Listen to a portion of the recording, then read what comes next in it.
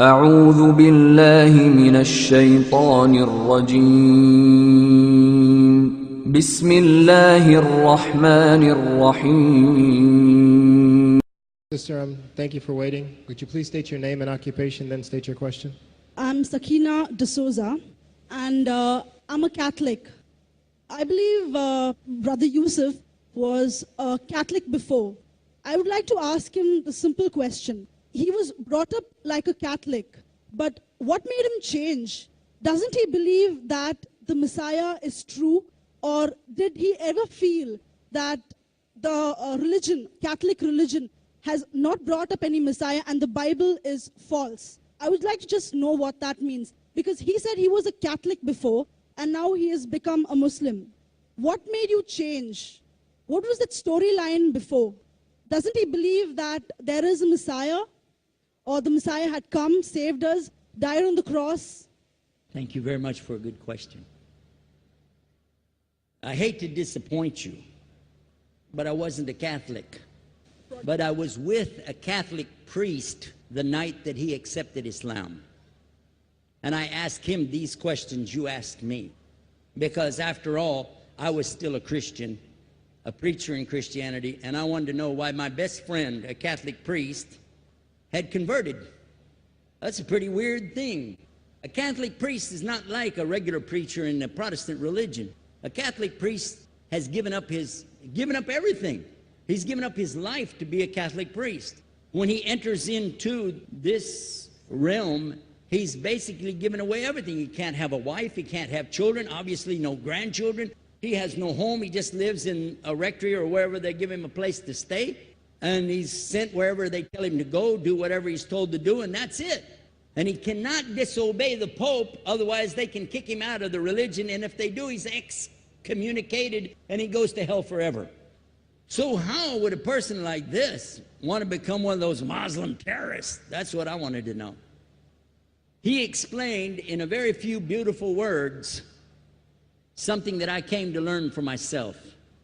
He said that he was sincerely in the Catholic religion because he believed in God, that he had studied, his degree was in theology, and a part of the teaching that they as priests have is to study Islam.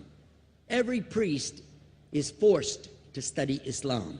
Now you may not know that, but you can ask your priest and he'll confirm it.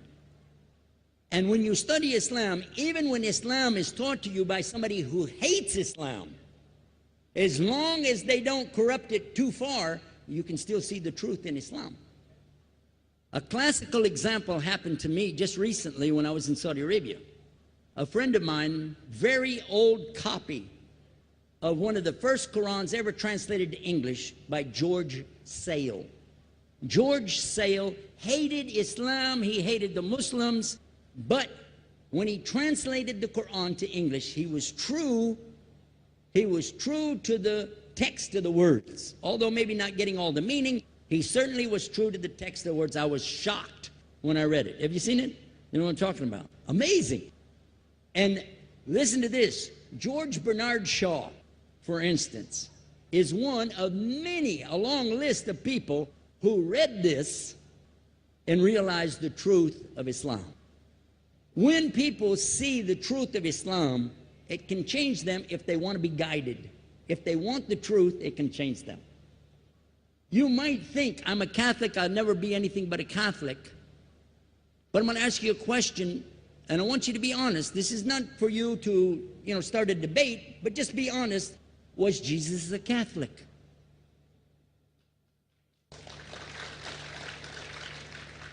And it's not open to debate, so there's no point in opening that up, because you know and I know he wasn't. The Catholic Church was in business about 300 years before Jesus was born. It's on their website. Don't go like this. It's on their website. That's where I took it from. The Catholic Church was really started in Rome by Alexander the Great. Do you know what the word Catholic means? It means universal. It was the universal church for the Roman Empire. If you didn't join it, you could not be a Roman citizen.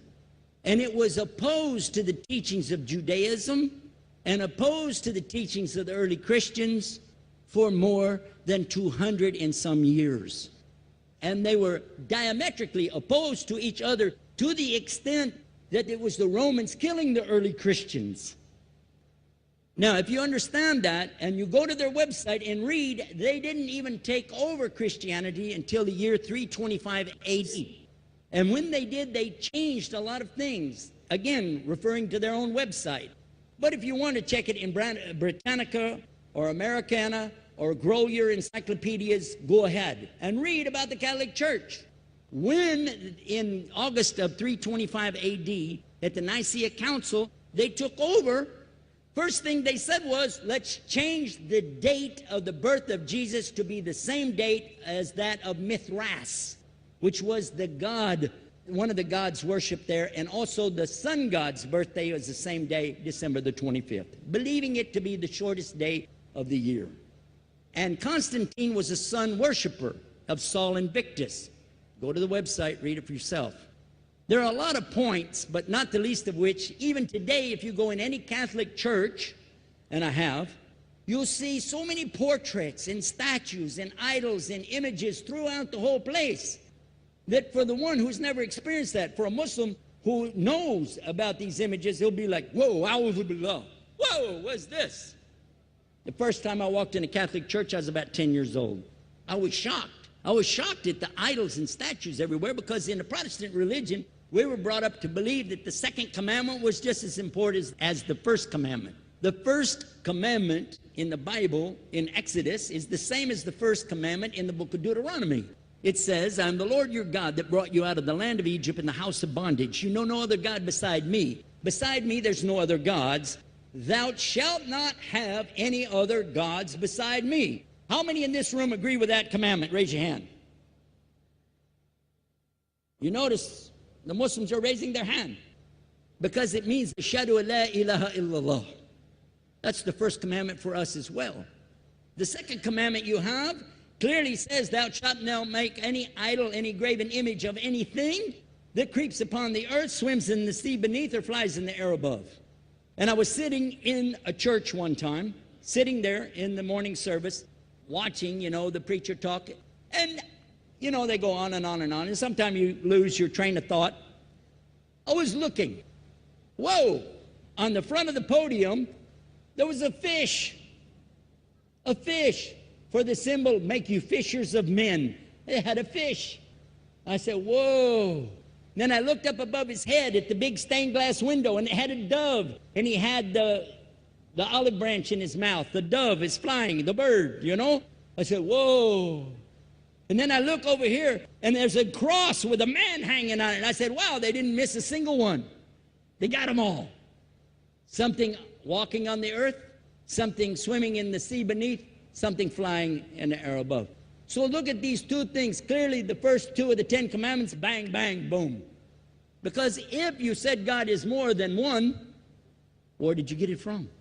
When Jesus is talking to his own companions and they ask him, what's the greatest commandment? Mark 12:29. Clear. The greatest commandment is to know, O Israel, the Lord your God is one God. And you have to love him with all your heart and all your mind and all your strength. And this is no different from what Prophet Muhammad ﷺ was saying, the same thing to his people. Same thing I mentioned in the lecture. This is certainly for us the same. So what you see is Muslims practicing the commandments, and you see people claiming the commandments but practicing something else. And I have seen more converts from the Catholic Church than any other of the many sects of Christianity, and especially from the nuns, priests, and even an archbishop. And all of them are better than me. Those guys and women that I see do this, they still sacrifice their whole life to get the true message of Islam, not only to you, but to Muslims as well, because we all need to know about it. But thanks for a great question.